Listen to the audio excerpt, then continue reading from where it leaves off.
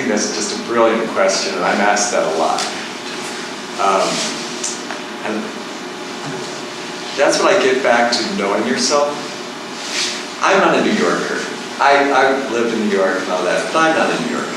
And I knew I was always an educator. So I knew I wasn't going to spend a whole lot of time in New York. I was going to get out of there. I went to New York to get a job at a university. That's what I did. I have a student, brilliant student, played Sweeney, my Sweeney Todd here. And everyone keeps saying, oh, you should be a star, you should be a star. Went to New York, was in his first Broadway show within 3 months. Nailed it, there. The show lasted, it lasted 5 months. And he didn't work for a year. I said, George, nothing's happening. I don't know about this. I said, make your own work, figure it out. So he did that. He started showcasing himself. He started writing for the Huffington Post. He started singing with symphony major pop orchestras. Fantastic voice. So he started cabaret. He started all these different things. 2 more years go by. Doing summer work, summer stock, a little bit here, still not. 2 more years go by. He's going, and he gets this close. He gets called back, called back, called back. Doesn't get the job. Called back, called back. Doesn't get the job. Doesn't get the job. Finally, he has hit it. But it took, oh gosh, it took 8 years. And 8 years of trying. So, with some success, but everyone going, you should be a star, you should be a star. Well, he covered Burger and Hare in the fall. He just covered Andrew Jackson, Bloody Bloody Andrew Jackson. He's up for 2 other Broadway shows now. He's up for a Miller Lite beer commercial, and that's going to pay the rent. But it took all that time. I just had another student go out. She lasted 6 months. Brilliant student, but could not take the rejection. Absolutely could not take it. So that's why it's going to be a very individual question. What is your passion? What are you willing to sacrifice for it? Are you willing to wait tables year after year and hope that break's going to come? Like I said, those doors will come. You've got to be ready to go through them. I think it's a very individual question. I worry when someone says, well, I'm going to give myself 2 years. All of a sudden, there's a roadblock.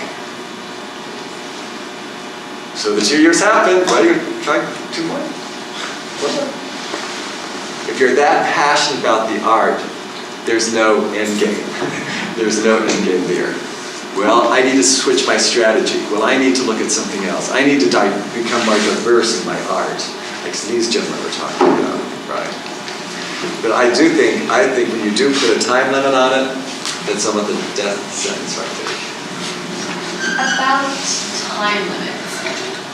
I don't know, I mean, I've given myself time limits before, but it usually is not, I'm not going to do this anymore. It's just, I'm going to find a different way to do it.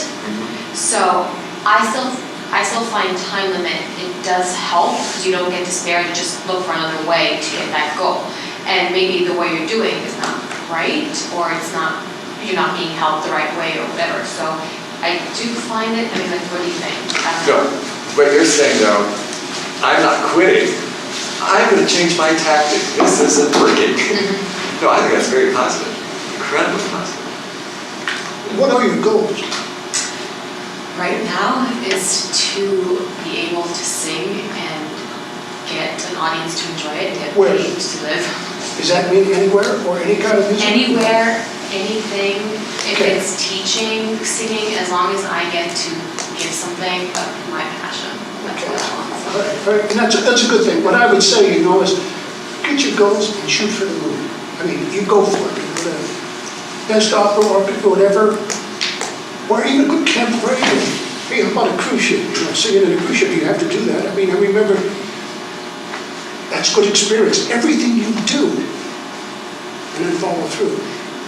I'm a believer that after a particular age in some fields, be prepared maybe to go into a different direction. One of the things that frightened me on brass instruments, is the fact that, a lot of us were trained and we're trained that the only way to have a success is to get that orchestra. And what happens is some of these people who probably play better than some of the people in the orchestras, but don't have break, but a lot to do. What do? Man, there's so many opportunities in music to do, you know, in theater or whatever. And the discipline it takes you to be a musician, if you transfer that into another profession, the best doctors, the best lawyers and all that, you'd be surprised how many people come up and say, you know, I had a background in music. That discipline that I did to learn that instrument to be perfectly, look, play baseball, you bat 300, you're doing fantastic. You're a flop, a total failure as a musician, right? So if you decide, hey, I like to paint that wall over there, and you do it with that discipline, you're going to be successful. And look at it more that way, but then maybe channel it towards what you want to do in music. Okay? And I think you'll be happy because there's more to life than just doing this. You got to be happy, as you say. I'm just worried about the other people out there. So a lot of times, I mean, my career, when I remember, my colleague said, write down all your goals, what you call it, symphony, because I was told that was to be the high, you know. University teaching was about number 6 on my list. And you know something, at my age right now, it's the best thing I've ever done. And you'll be surprised how you change as you grow and have that knowledge, okay? So maybe that can help you.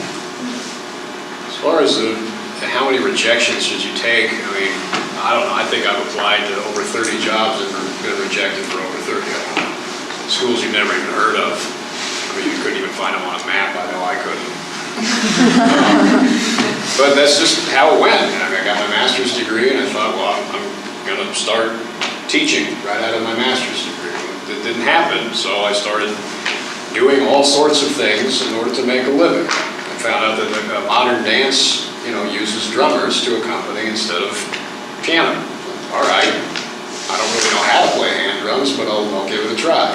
So throughout the year, I did the Wichita Symphony. I was living in Wichita, Kansas. Had, you know, an opening for their substitute percussion list. All right, I didn't audition for it. They just kind of appointed me to it. So I started playing all this literature that I neglected to play throughout my graduate studies. And then after a while, you know, I realized, wow, I know how to play a lot of instruments. And I just completed an album last spring where I counted up, I played 44 instruments on this album. That's amazing. It's a lot of stuff. But it really came from learning,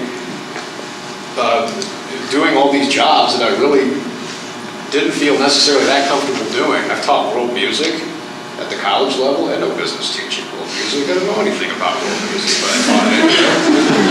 I taught enjoyment in music. I've taught sight singing. I've taught all these classes that, you know, frankly, I probably wasn't qualified to teach. But as soon as I got done teaching them, wow, I felt I was a whole lot smarter.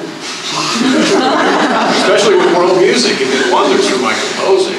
But after 4 years of trying and probably over 30 rejections, finally, you know, it was just complete luck that the University of Kansas had an opening, and I happened to be giving a recital there 2 weeks after the person had announced he was leaving. And about 80% of the search committee was at that recital.